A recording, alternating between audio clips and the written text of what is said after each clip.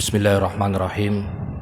Assalamualaikum warahmatullahi wabarakatuh. Alhamdulillah, alhamdulillahi rabbil alamin. Wabihi nasta'in wa ala umurid dunya waddin. Wassalatu wassalamu ala nabiyyina Muhammadin wa ala alihi wa sahbihi ajma'in, amma ba'du. Allahumma alimna ma yanfa'una wa zidna ilman. Yang saya hormati pengurus DKM Masjid JGC Jamaah Salat Maghrib yang dirahmati oleh Allah Subhanahu wa taala. Pada kesempatan maghrib kali ini kita akan membahas tentang syarat-syaratnya sholat, syarat sahnya sholat. Jamaah sholat maghrib yang dirahmati oleh Allah Subhanahu wa ta'ala, sebelum kita membahas apa saja syarat-syaratnya sholat, kita akan membedakan terlebih dahulu apa itu yang disebut dengan syarat, apa yang disebut dengan syarat. Syarat itu adalah sesuatu yang harus dilakukan oleh seseorang, tidak bisa tidak. Kalau dia tidak melakukan, maka sholatnya tidak sah. Bedanya dengan rukun, kalau syarat itu dia di luar sholat, belum masuk sholat, belum Allahu Akbar. Tetapi kalau rukun, dia adanya di dalam sholat, itu disebut dengan rukun. Jadi sebenarnya syarat dan rukun hampir sama, sama-sama dia harus dilakukan atau wajib dilakukan oleh seseorang ketika hendak atau ketika sholat. Kalau tidak melakukan maka tidak sah sholatnya. Bedanya dengan syarat dengan rukun, kalau rukun itu dia di luar sholat, kharijat sholat, dia di luar sholat kalau dia syarat. Tetapi kalau rukun dia di dalam sholat. Nggak mungkin misalnya salah satu syarat sholat adalah dia harus berwudu, dia harus suci dari hadas, atau dia harus suci daripada hadas kecil, maka itu bukan rukun tapi dia syarat, karena dia di luar sholat. Ketika pengen sholat maka dia harus melaksanakan wudu terlebih dahulu atau membersihkan diri dari hadas kecil. Kemudian apa yang dijabarkan oleh para ulama terkait dengan syarat-syaratnya sholat? Yang pertama, yang paling populer, yang pertama adalah al-islamu, beragama Islam. Kenapa sebabnya? Karena sholat itu diwajibkan bagi orang-orang yang sudah masuk Islam, yang beriman. Kalau dia tidak masuk Islam maka ya dia tidak wajib, artinya dia sudah berada di luar agama Islam. Nanti ada hukumannya tersendiri, ada babnya tersendiri.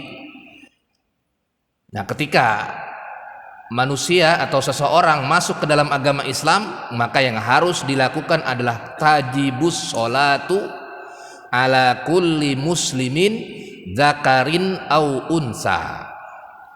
Maka wajib baginya sholat bagi seorang muslim, baik itu laki-laki maupun perempuan. Yang dimaksud sholat ini adalah sholat 5 waktu. Apa artinya sholat? Yang sudah kita ketahui, yang dimulai dengan takbir Allahu Akbar, kemudian dengan teknis-teknis tertentu, baik itu ada bacaannya, ada gerakannya, kemudian diakhiri dengan salam. Assalamualaikum warahmatullah, assalamualaikum warahmatullah. Jadi syarat yang pertama dia Islam. Dan juga kita lihat di dalam hadis Nabi Muhammad SAW terkait dengan rukun Islam. Yang pertama adalah syahadat terlebih dahulu, baru kemudian sholat. Jadi orang tersebut harus masuk Islam terlebih dahulu dengan cara bersahadat, kemudian baru dia wajibkan untuk melaksanakan sholat. Kemudian yang kedua, baligh. Dia sudah baligh. La tajibus sholatu ala sobiyi, tidak wajib sholat bagi orang yang belum baligh. Apa itu baligh? Bagi laki-laki dia sudah keluar air mani, baik itu keluar dengan sendirinya atau dia melalui mimpi dan lain sebagainya. Yang penting dia keluar air mani, dan air mani itu sudah diketahui apa itu air mani. Kemudian kalau perempuan, dia sudah keluar darah haid, dia sudah keluar darah haid. Lalu bagaimana kalau dia belum keluar air maninya, belum keluar darah haidnya, misalnya dia penyakit. Ada kasus-kasus tapi tidak populer, artinya hanya 1001. Ada orang yang dia tidak haid, kecil, dia punya penyakit yang enggak haid, artinya udah umur 10 tidak haid, 11 tidak haid, 12 tahun enggak haid, 15 tahun enggak haid, 20 tahun enggak haid, karena penyakit begitu. Karena penyakit, maka menurut para ulama adalah dilihat dari adat kebanyakan baligh itu atau haid itu kapan keluarnya atau kapan masaknya. Kalau biasa seorang wanita itu haidnya 11 tahun, maka 11 tahun dia sudah wajib sholat, walaupun dia tidak haid karena dia penyakit. Ya, misalnya karena dia diponis oleh dokter, misalnya dia tidak haid, misalnya begitu, karena punya penyakit dan lain sebagainya, penyakit hormonal, ada juga yang seperti itu, tapi 1001. Nah itu berarti dia mengikuti kepada mayoritas atau mengikuti kepada yang biasa keluar ya, darah haid itu 11 tahun atau 10 tahun. Jadi kalau sudah baligh maka dia wajib sholat. Kalau belum baligh tidak wajib sholat, tapi diperintahkan oleh bapaknya atau ibunya, orang tuanya untuk sholat. Anak tersebut untuk melakukan sholat. Idza balagha sab'a sinin, kalau dia sudah 7 tahun diperintahkan untuk sholat, walaupun belum ada kewajiban, tapi membiasakan diri. Tapi kalau sudah 10 tahun pukul, sebagaimana di dalam hadis Nabi Muhammad SAW riwayat Imam Ahmad, Abu Daud, kata Rasulullah SAW, muru auladakum bis sholat, hendaklah perintahkan anak-anak kalian untuk sholat. Wahum abna'u sab'i sinin, ketika umur 7 tahun. Umur 7 tahun berarti kelas 1 SD, biasanya kelas 1 kan. Naik kelas 1 SD itu biasanya syaratnya 7 tahun ya. Umur 7 tahun sudah diperintahkan sholat oleh orang tuanya. Ayo, kalau laki-laki ayo diajak ke masjid sama bapaknya, diajak ke masjid, latihan sholat dan lain sebagainya, walaupun tidak wajib, tapi dia diperintahkan oleh Rasulullah SAW untuk diajarkan sholat ketika 7 tahun. Kalau sudah 10 tahun, wadribuhum, kata Rasulullah, wadribuhum alaiha wahum abna'u isri sinin.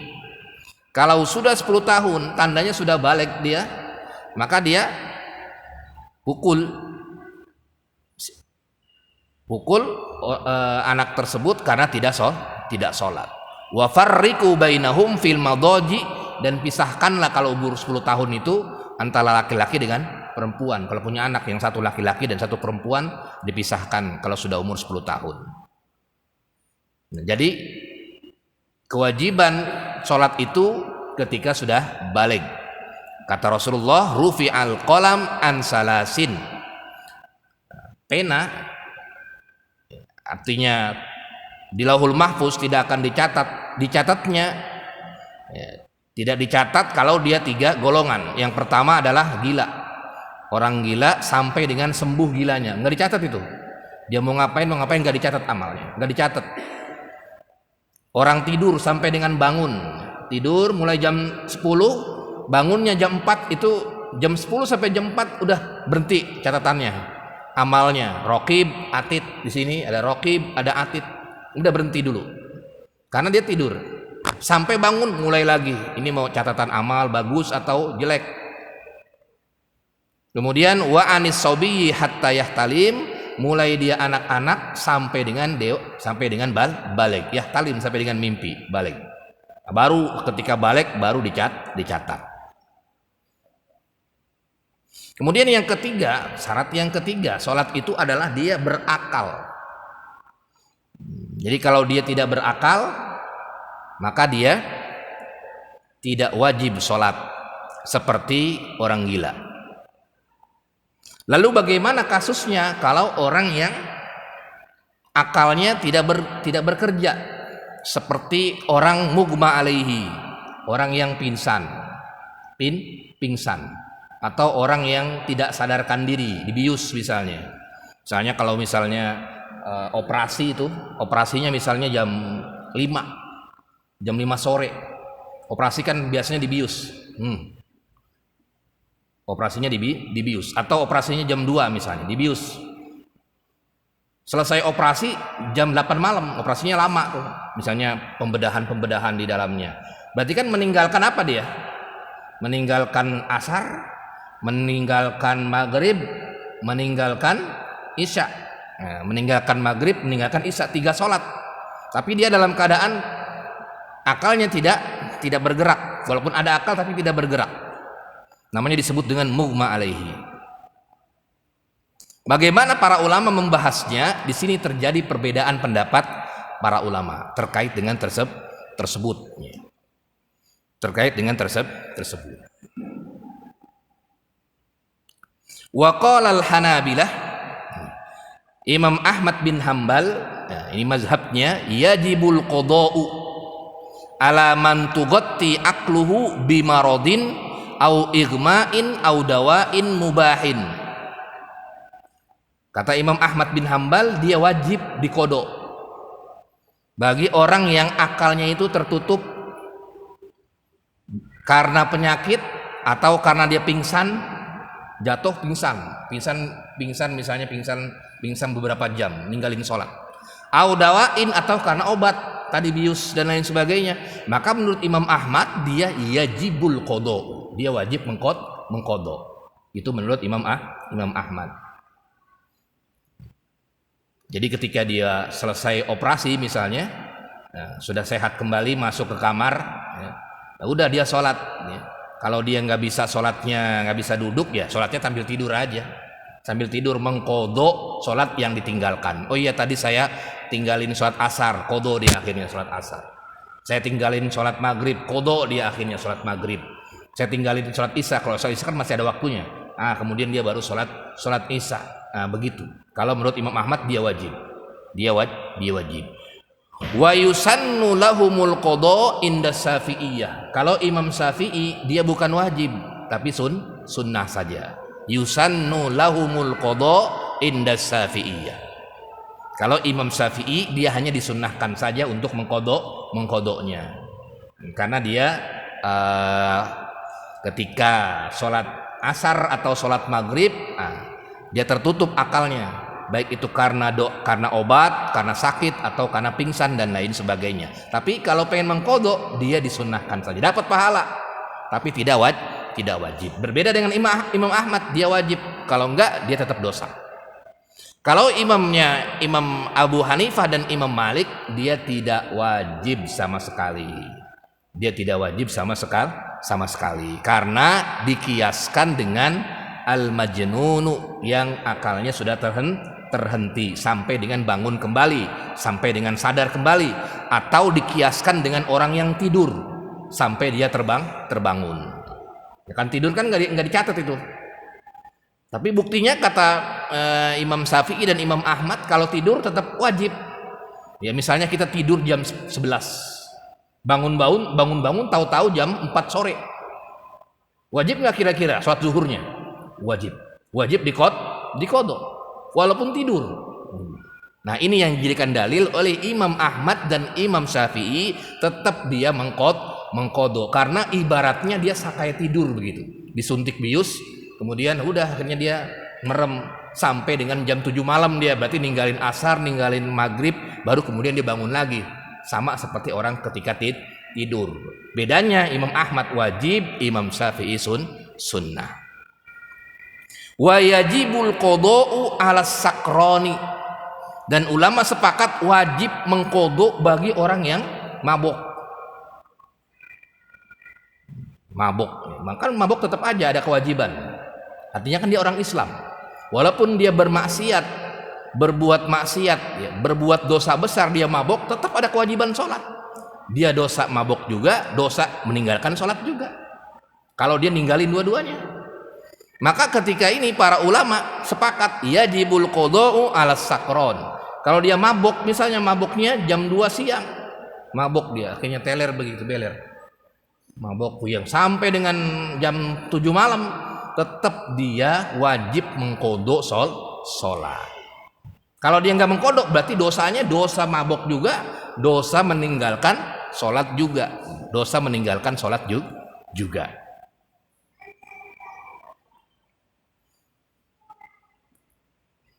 Jamaah sholat maghrib yang dirahmati oleh Allah Subhanahu wa Ta'ala, kemudian bagaimana kasusnya ketika ada orang yang misalnya balegnya di tengah-tengah sholat, contoh misalnya, atau orang yang haid atau orang yang baleg, misalnya taruh kita ini dulu, laki-laki dulu misalnya. Sebelumnya dia belum keluar air mani, nggak wajib sholat karena belum keluar air mani, artinya belum balik. Tiba-tiba ketika jam 1 siang dia balik, jam 1 siang dia balik, artinya keluar air mani, umur 10 tahun. Apakah sholat zuhur itu wajib atau tidak? Kan sholat zuhur ini masih ada waktunya tuh. Masih ada waktu kira-kira 2 jam lagi. Tapi dia sudah balik tuh, walaupun baru balik begitu. Baru balik. Apakah dia ada kewajiban untuk sholat zuhur atau tidak? Mazhabul jumhur ulama mengatakan Syafi'iyah, Imam Ahmad dan Imam Malik, yajibus sholatu alaihi. Dia sudah kena kewajiban sholat alaihi terhadapnya. Jadi ketika dia balik jam 1, berarti dia zuhur tersebut sudah apa? Sudah ada kewajiban. Sama juga seperti orang haid, wanita haid maksudnya. Misalnya wanita haid misalnya dia sudah berhenti di waktu zuhur jam 1, haidnya berhenti dan dia sudah tahu ini sudah berhenti sholat. Maka yang ada kewajiban adalah dia sudah, menurut jumhur ini dia sudah wajib melaksanakan sholat. Berarti dia wudu mandi tuh, karena kalau haid kan harus wajib mandi. Itu juga tadi keluar air mani dia wajib mandi, kemudian langsung dia menjalankan sholat zuhur. Hanya sebagian mazhab saja, Imam Abu Hanifah yang mengatakan kewajibannya nanti setelah asar, artinya pas asar baru wajib, tapi pas zuhur tidak wajib. Nah ini terkait dengan balagos sobiyu, orang yang balik di tengah-tengah sholat, atau haid misalnya berhentinya di tengah-tengah sholat, apakah ketika itu dia tetap wajib sholat atau tidak? Tadi mazhabul jumhur mengatakan tetap dia ada kewajiban untuk sholat. Hanya Imam Abu Hanifah yang tidak ada kewajiban untuk sholat. Kemudian yang selanjutnya, syarat yang selanjutnya, tadi setelah pertama tadi dia Islam, kemudian baligh, kemudian berakal. Kemudian yang selanjutnya adalah ma'rifatu dukhulil waqti, tahu waktu sholat. Jadi kalau dia mau sholat pas di waktunya. Sholat apa ini? Sholat zuhur, berarti di waktu zuhur, tahu waktu zuhur kapan. Karena ini adalah salah satu kewajibannya. Kenapa? Sebabnya di dalam Al-Quran dikatakan innas sholata kanat alal mu'minina kitaban mauquta. Sholat itu sudah ada ketentuan waktu-waktunya. Jadi kita harus mengetahui sholat zuhur kapan. Oh jam segini sampai dengan jam segini. Sholat asar kapan? Jam segini sampai jam segini. Nggak bisa sholat zuhur dilakukan di waktu asar, kecuali kalau dia mengkodok karena ada uzur baru. Tapi kalau nggak ada uzur nggak bisa dia. Nanti aja sholatnya, sholat zuhurnya. Kapan sholat zuhurnya? Sore. Nggak boleh. Tidak sah sholatnya, kecuali kalau kodok. Dan kodok itu harus ada alasannya. Nggak bisa dia kodok itu nggak ada alasannya. Misalnya orang ketika datang sholat zuhur, nanti sholat asar aja, sholat zuhurnya di waktu asar, saya pengen mengkodok sholatnya. Nggak boleh, karena mengkodok sholat harus ada alasannya. Kalau nggak ada alasannya, malas misalnya, banyak kerjaan, nah itu udah nggak boleh. Kalau malas dosa, karena kewajiban. Kalau banyak kerjaan, ngakhirin waktu, apalagi wailul lil musallin alladzina hum an sholatihim sahun dan lain sebagainya. Jadi itu. Yang keempat adalah ma'rifatu dukhulil wakti. Dia harus sesuai waktunya, tahu waktunya, ini sholat zuhur, ini sholat asar, tadi kita sholat maghrib, sholat isya nanti, sholat subuh, tahu. Kalau nggak tahu atau bisanya dia sholat di luar waktunya, tidak sah sholatnya. Kemudian syarat yang selanjutnya adalah at-toharatu anil hadasaini. Sholat itu syaratnya harus bersih, harus suci dari hadas kecil dan hadas besar. Nggak bisa dia sholat aja nggak ada wudu, nggak berwudu terlebih dahulu. Harus berwudu, karena dengan berwudu dia menghilangkan hadas kecil. Karena kita semua kalau nggak punya wudu itu sama saja punya hadas kecil. Nah, pengen sholat harus dihilangkan hadas kecilnya. Raf'u hadasil asgor, harus dihilangkan hadas kecilnya dengan cara apa? Berwudu. Nah, sehingga kalau pengen sholat dia wajib berwudu. Itu syaratnya. Karena kalau tidak berwudu tidak sah sholatnya. Barang siapa la yaqbalullahu sholata ahadikum, kata Rasulullah di dalam hadis riwayat Imam Bukhari dan Muslim, Allah tidak akan menerima sholat salah satu di antara kalian iza ahdasa hatta yatawaddo, kalau dia punya hadas kecil sampai dia berwudu. Harus berwudu dulu, ada air berwudu. Kalau nggak ada air, tayamum. Tayamum dengan debu. Kalau nggak ada juga, air nggak ada, debu nggak ada, ya kemarin sudah kita pelajari. Berarti nanti sholatnya faqidut tahurain, sholat dalam keadaan tidak menemukan air dan tidak menemukan debu. Tetap dia wajib sholat. Suci dari hadas kecil maupun hadas besar. Hadas besar juga, kalau dia keluar air mani, mimpi atau haid, dia harus mandi dulu, mandi junub dulu, mandi wajib dulu. Kalau nggak mandi wajib nggak sah sholatnya. Habis mandi wajib berwudu juga begitu. Jadi nggak hanya mandi wajib, dia 2 kali tingkat. Kalau yang nggak punya hadas besar berarti tinggal wudu saja, menghilangkan hadas kecil. Tapi kalau dia punya hadas besar, maka dia mandi wajib juga. Setelah itu dia berwudu. Berwudu.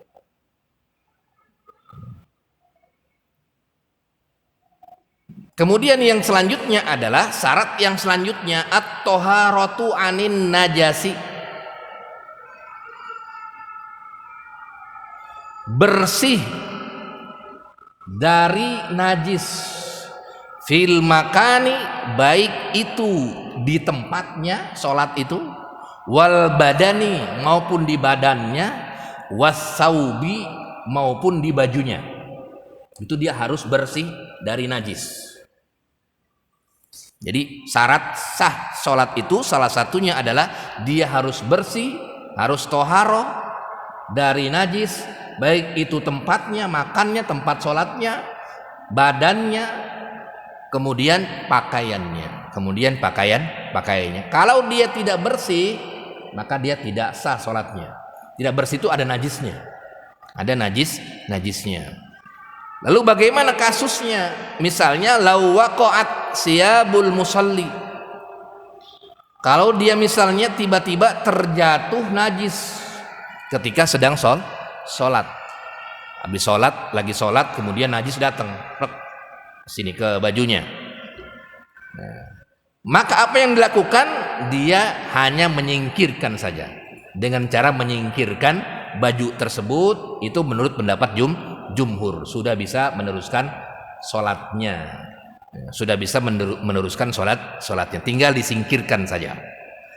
Hanya pendapatnya Imam Malik yang mengatakan dia sudah batal sholatnya, walaupun dia sudah disingkirkan, karena pasti masih ada bekas najisnya. Jadi kalau menurut saya tinggal disingkirkan saja. Makanya memang sepatutnya memang tempatnya harus bersih supaya memang tidak terjatuh najis, baik itu di pakaiannya, di badannya maupun di tempatnya gitu.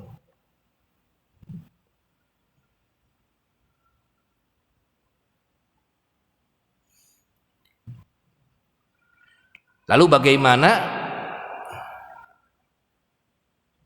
sholat dalam keadaan dia tidak kalau dia ada najis, kemudian apa yang dilakukan? Tadi dijelaskan, menurut jumhur ulama tinggal membuangnya langsung atau menyingkirkannya, disingkirkan kemudian langsung peneruskan sholatnya. Dan ini menurut saya pendapat yang lebih kuat, tinggal singkirkan saja najisnya, singkirkan saja najisnya. Walaupun ada sebagian ulama yang mengatakan berarti kita tinggal batal sholatnya kalau ada najis di depan kita, kemudian kita bersihkan najis tersebut, kemudian sholat ulang. Tapi menurut saya yang lebih kuat adalah pendapat jumhur ulama tadi. Sampai di sini ada diskusi. Sebelum kita lanjut ke syarat berikutnya, sitrul aurati, menurut aurat, menutup aurat. Sitrul aurati, menutup aurat. Waalaikumsalam warahmatullahi wabarakatuh. Iya. Kalau kita tidak tahu pakaian kita itu ada najis, kita tahunya itu setelah selesai kalau kita ulangi sholatnya, pasang sholatnya itu enggak? Iya. Bagaimana kalau kita tidak tahu bahwasanya sholat kita itu ada najisnya, di pakaian kita ada najisnya, begitu ya? Ada misalnya ada air kencing atau apapun dan lain sebagainya. Maka pendapat jumhur adalah kalau dia masih ada waktunya, diulangi, i'adah. Sama seperti orang yang nanti salah satu syarat adalah menghadap kiblat. Salah satu syarat sholat adalah menghadap kiblat. Misalnya dia menghadap kiblat. Ketika sholat rupanya dia nggak menghadap kiblat, tahu-tahu dia menghadap ke arah timur atau menghadap ke arah selatan, nggak tahu tuh. Tiba-tiba nggak tahu, ketemu kompas nih, kita salah sholatnya. Kemudian matahari juga udah cerah, tadi masih mendung, nggak ketahuan mana ininya arah baratnya.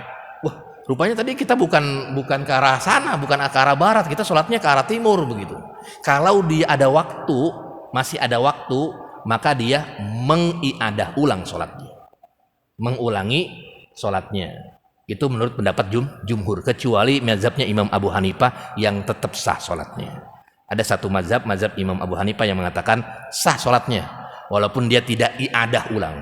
Nanti ada di bahasan iadah, babul iadah, kapan sholat itu diiadah, kapan sholat itu diulang. Yang pertama, kalau rukun-rukunnya tidak terpenuhi. Yang kedua, kalau tadi dia syarat-syarat sholatnya tidak terpenuhi, tapi masih ada waktu.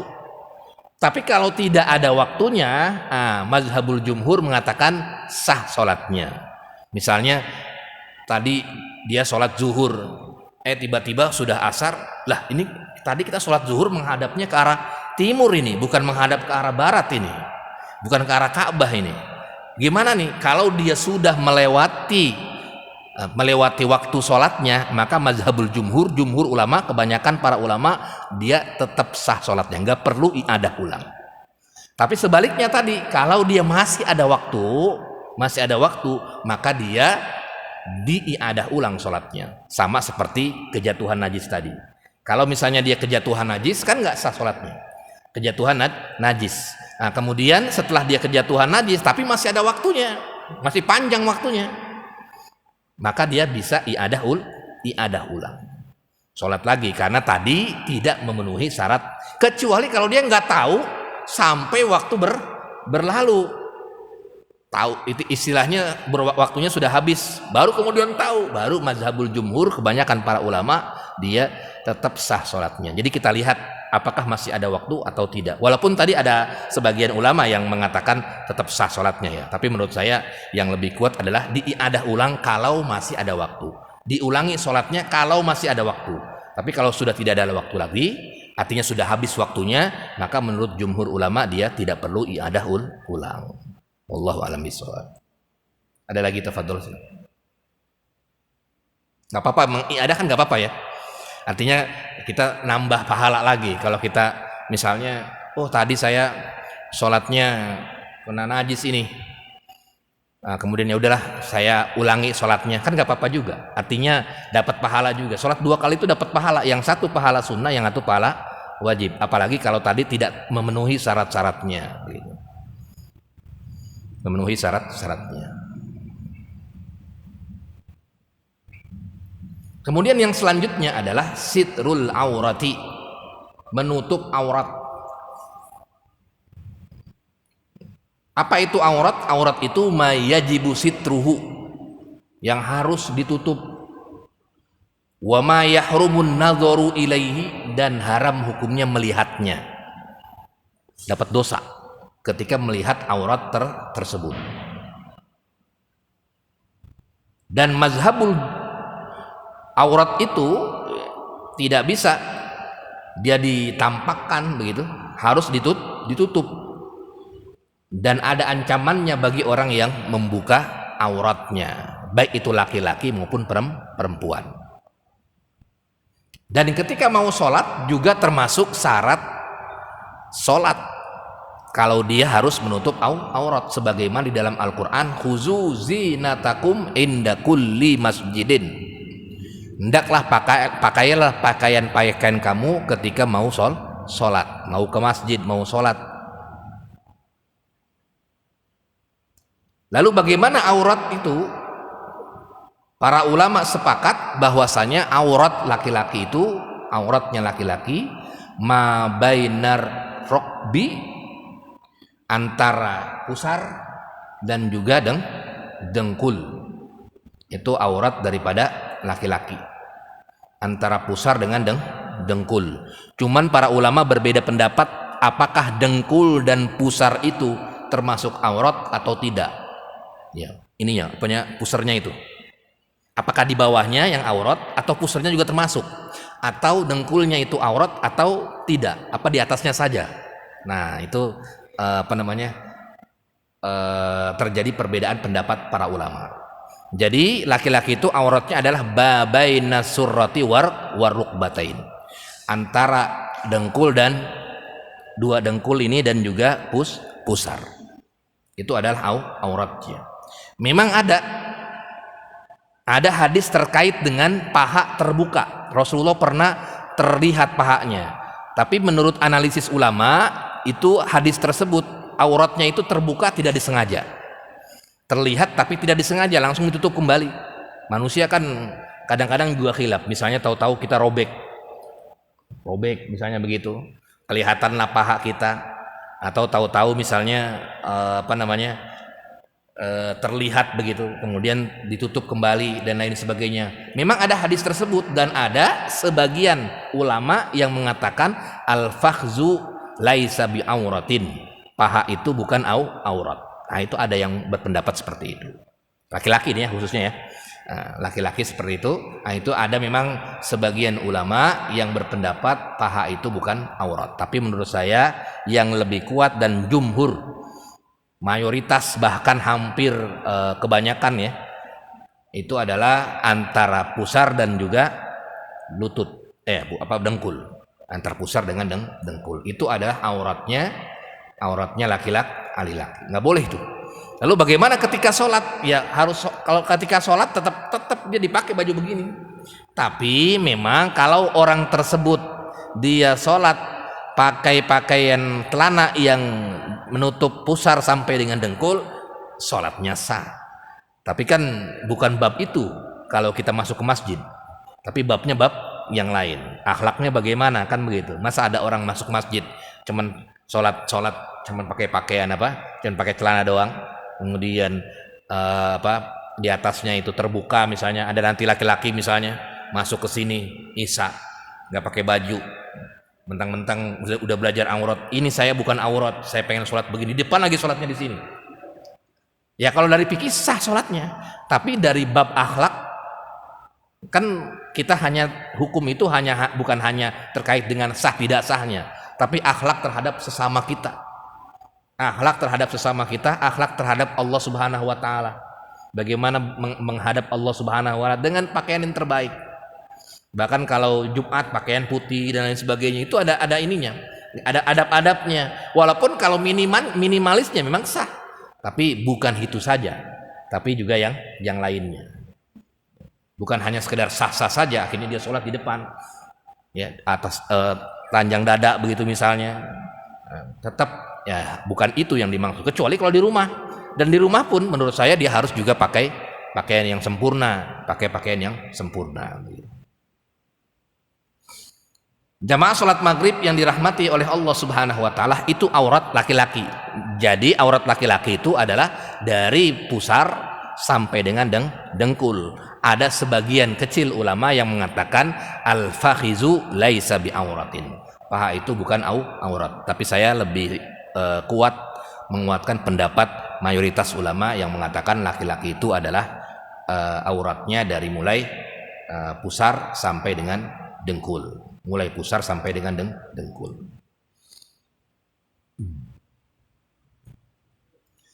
Lalu kemudian al-mar'atul hurrah, bagaimana perempuan? Bagaimana perempuan? Perempuan itu semua sepakat bahwasanya selain muka, kemudian telapak tangan, kemudian al-qadamain, kaki yang buat berjalan itu aurat. Betisnya kelihatan, kemudian ininya kelihatan. Itu kalau kelihatan ya, lehernya kelihatan misalnya. Kemudian rambutnya kelihatan, itu aurat. Itu aurat. Itu semua sepakat, tidak ada perbedaan pendapat para ulama. Yang menjadi perbedaan pendapat para ulama adalah apakah muka dengan telapak tangan dan juga kedua kaki. Kalau mazhabnya Imam Abu Hanifah, muka, kemudian kedua tangan dan juga kaki itu bukan aurat. Kalau mazhabnya Imam Abu Hanifah. Nah, kemudian kalau mazhabnya Imam Malik dan Imam Syafi'i,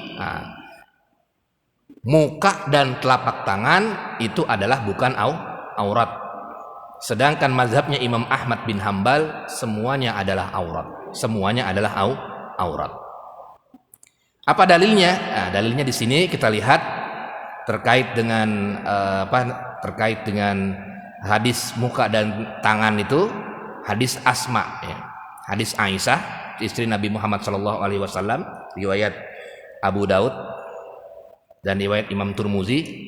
Ya Asma, innal mar'ata iza balaghatil mahid lam yasluh ayyura minha illa haza wa haza. Kata Rasulullah, wahai Asma, sesungguhnya wanita itu kalau sudah balik maka tidak layak baginya diperlihatkan kecuali haza wa haza, kecuali wajah dan telapak tangannya. Ini yang dijadikan dalil yang mengatakan bahwasanya wajah dan telapak tangan bukan aurat. Sedangkan Imam Abu Hanifah yang kaki bukan aurat berdasarkan ayat Al-Qur'an, wala yubdina zinatahunna illa ma dhahara minha. Tidak boleh ditampakkan perhiasan para wanita kecuali yang tampak. Kaki juga bisa tampak karena kaki juga adalah bagian dari untuk berjalan. Tangan itu untuk apa? Untuk mengambil sesuatu, boleh diperlihatkan kedua tangan ini, telapak tangan. Kemudian muka untuk melihat identitas seseorang, maka dia boleh diperlihatkan. Nah, itu tiga itu yang menurut pendapatnya Imam Abu Hanifah. Sampai di sini ada diskusi, tafadhol silakan. Bagaimana kalau sholat? Ya.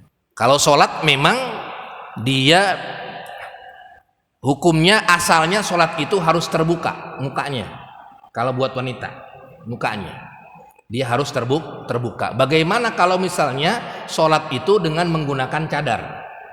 Boleh kalau misalnya likhiffatil fitnah, kalau misalnya dia takut atau menghindari fitnah, tidak masalah. Kalau dia misalnya campur-campur antara laki-laki dengan perempuan. Tapi kalau sholatnya terpisah, perempuan sebelah belakang atau ada dipisah banget antara laki-laki dan perempuan, maka dia sholatnya muka dan mukanya terbuka, gitu. Mukanya terbuka. Dan memang sah karena sholat itu yang penting dia memenuhi syarat-syarat dan rukunnya. Kemudian ketika sujud pun dia memenuhi syarat dan rukunnya dan lain sebagainya. Tapi ada lagi pertanyaan, silakan. Ya, Pak. Iya, sarung.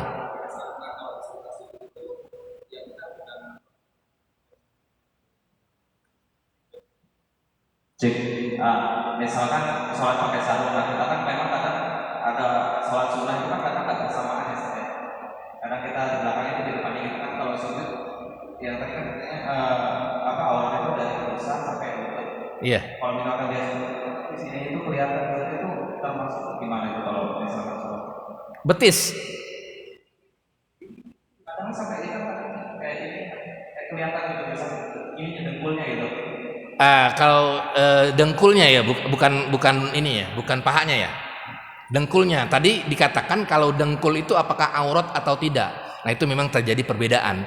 Tapi yang sepakat artinya yang mayoritas para ulama yang namanya aurat laki-laki itu adalah dia pusar, di bawah pusar dan juga di atas dengkul. Yang dimaksud apakah dengkul itu adalah aurat atau pusar itu ada aurat? Nah, itu terjadi perbedaan pendapat para ulama. Tapi kalau menurut saya lebih ihtiyaton, kehati-hatian itu dengkul dengan pusar termasuk aurat. Jadi baiknya ya kalau misalnya sholat ya pusarnya juga ya emang harus tertutup misalnya. Kalau misalnya sarung tadi ya, sarung ya bagusnya dia harus ya tertutup, artinya jangan sampai terbuka kelihatan. Misalnya dengan cara supaya ihtiyaton ya, kehati-hatian dia pakai celana di dalamnya, kan ada celana itu tuh yang celana yang kayak di dalam itu ya, celana pendek yang sampai sebetis itu sebelum sarung itu jangan sampai hanya sarung saja sama mohon maaf sama dalamannya itu. Kemudian nanti ketika dia sujud kelihatan akhirnya pahanya. Nah, itu nanti bisa batal sholatnya. Batal sholat kecuali nggak tahu. Tapi kalau saya pribadi itu bisa tahu kalau misalnya dikasih unjuk sama orang itu tadi kelihatan. Apalagi sekarang kalau kelihatan ada laki-laki biasanya kelihatan udelnya itu dari belakang itu. Karena dia pakai pakaian ketat itu ya, pantatnya kelihatan lagi sujud itu, kan kelihatan tuh, nurun itu akhirnya dia ininya celananya turun, kemudian bajunya naik karena ketat, kelihatan itu auratnya tuh. Nah itu batal itu sholatnya. Kalau apalagi kalau dikasih tahu itu aurat tahu kelihatan, i'adah ulang, suruh diulang sholatnya karena syarat-syaratnya tidak terpenuhi. Nah tadi juga ihtiyaton sebagai kehati-hatian, kalau menurut saya kalau pakai sarung ya berarti harus benar-benar dipastikan jangan sampai dengkulnya kelihatan, minimal dengkul ke atas pahanya, kemudian dengkulnya ya supaya kita tenang dalam beribadah. Kan bisa juga kan sarung pun lebih oke juga kalau misalnya. Dan menurut saya pun kalaupun dia di dalamnya tidak pakai celana ya, hanya pakai celana ini saja di dalam, celana dalam saja sama sarung pun kalau dia ini bisa juga nggak kelihatan gitu. Paling hanya terlihat betisnya. Dan apalagi kalau sarungnya itu cara sujudnya benar gitu ya. Nah, itu nggak kelihatan juga dia. Nggak kelihatan ini auratnya menurut saya gitu. Tapi menurut saya tadi ihtiyaton sebaiknya kita bisa tahu kalau misalnya dengkul itu adalah aurat berarti dijaga. Artinya kalau dia pakai sarung berarti kalau nggak bisa menghindari terbukanya aurat, pakai celana di dalamnya. Atau kalaupun dia nggak pakai celana, usahakan semaksimal mungkin agar dengkul ke atasnya tidak terbuka, agar syaratnya terpenuhi, syarat-syarat sholat. Wallahu a'lam bishawab. Ada lagi, tafadhol, silakan. Masih ada 5 menit lagi.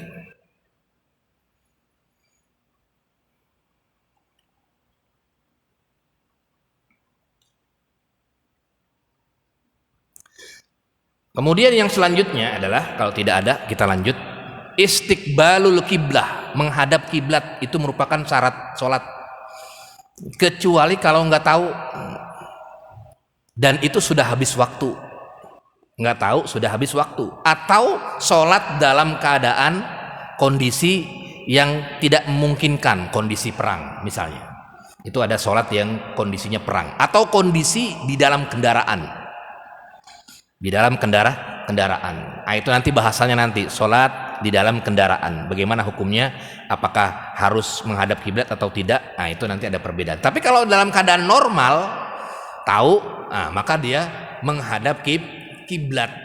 Nah, nih harus menghadap kiblat. Nah, menghadap kiblat. Kemudian yang kedua, ini yang tema yang paling penting, apakah harus benar-benar menghadap kiblat benar? Itu menghadap Ka'bah maksudnya. Kalau kita di dekat Ka'bah itu wajib pas banget dengan Ka'bah. Misalnya kita di Mekah itu, datang ke Mekah umroh misalnya, itu harus pas dengan Ka'bah. Tapi kalau kita di luar Ka'bah, misalnya di Madinah atau di Indonesia atau di Indonesia atau di Indonesia. Nah, para ulama berbeda pendapat, apakah dia harus pas banget dengan Ka'bah atau tidak perlu menghadap pas banget dengan Ka'bah, cukup menghadap ke arah barat. Nah, ini terjadi perbedaan pendapat para ulama, masalah khilaf juga. Makanya ada yang miring-miring tuh ya, sholatnya miring sampai dengan 5 derajat. Ada kan ya, di sebagian kantor atau di masjid-masjid ada yang miring. Karena sholatnya kalau ke arah sini nggak pas Ka'bah, nggak pas Ka'bah. Nah, ini wilayah ijtihad, wilayah perbedaan pendapat para ulama. Kalau dia di luar Mekah, maka yang ini kan adalah dua pendapat. Pendapat pertama adalah cukup dia menghadap ke arah, kalau di Indonesia ke arah barat saja. Kalau misalnya di Afrika ke arah timur, berarti sebaliknya kan, di Afrika, maka di sini ini Afrika ke arah timur. Kalau misalnya dia ini Indonesia sebelah sini ke arah barat begitu ya. Tapi ada juga berpendapat tetap harus lurus menghadap ke arah Ka'bah. Cuman kan bagaimana tahunya? Pakai kompas. Kompas juga kan ijtihad juga. Apakah kalau kita tarik garis lurus ini, tarik misalnya pakai tali pas banget, jangan-jangan sampai di pinggir doang sini, nggak nyampe pas banget. Nah, itu juga ijtihad juga. Nah, sehingga sudah ada fatwa MUI-nya terkait dengan menghadap ke arah menghadap ke arah barat. Dan juga ada dalilnya. Dalilnya di dalam hadis Nabi Muhammad SAW ketika Nabi berada di Madinah. Kan Madinah itu di arah utara. Ini Madinah, ini Mekah. Itu Nabi Muhammad SAW sholatnya menghadap ke selatan. Kata Nabi, ma bainal masyriqi wal maghrib kiblatun. Antara maghrib, antara timur dan barat, selatan itu adalah kiblat. Di Madinah itu menghadapnya ke arah selatan. Ya sudah. Karena nggak mungkin dia, dulu kan zaman Nabi ada kompas nggak ada. Masa Nabi Muhammad SAW ngukur-ngukur begitu, ngukur-ngukur pakai meteran dari Madinah gitu sampai ke Mekah supaya lurus, kan enggak. Zaman sekarang mungkin bisa pakai kompas segala macam, dan itu juga ijtihad juga, pendapat juga. Nah, zaman Nabi enggak, udah ijtihad, udah ke arah selatan saja, nggak ada kompas-kompasan dulu waktu zaman Nabi, dia ke arah selatan. Di Indonesia pun udah ke arah barat saja. Nah, ini yang menjadi poin perbedaan pendapat. Tapi kalau terlihat Ka'bahnya, wajib harus menghadap ke arah Ka'bah, lurus ke arah Ka'bah. Ini Ka'bah nih, udah kita sholatnya. Tapi kalau di luar Masjidil Haram, nah itu bisa menggunakan kalau di Indonesia menghadap ke arah kiblat saja begitu. Baik, mungkin itu ada yang ditanyakan, tafadhol silakan.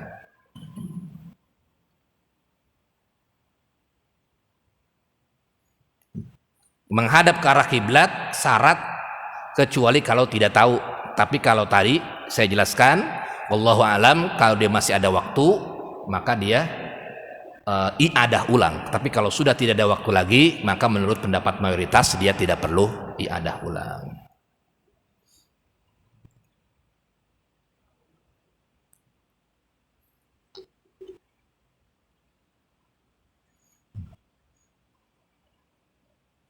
Lalu bagaimana kalau sholatnya di bulan misalnya, atau di di atas pesawat begitu ya? Masa sholatnya ke bawah gitu kan, Ka'bahnya di bawah gitu, atau di bulan begitu ya. Nah, itu ulama-ulama berijtihad di zaman sekarang. Kalau dia di sholatnya di ruang angkasa atau misalnya di stasiun ruang angkasa, maka dia cukup menghadap ke arah bumi. Cukup dia menghadap ke arah bumi, udah cukup begitu saja. Jadi nggak perlu nyari-nyari kiblat, karena bisa beberapa hari dinyari kiblatnya, sedangkan sholat sudah habis nanti.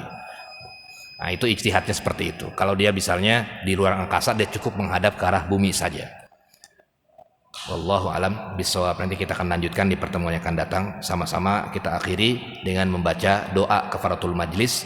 Subhanakallahumma bihamdika asyhadu an la ilaha illa anta astaghfiruka wa atubu ilaik. Assalamualaikum warahmatullahi wabarakatuh.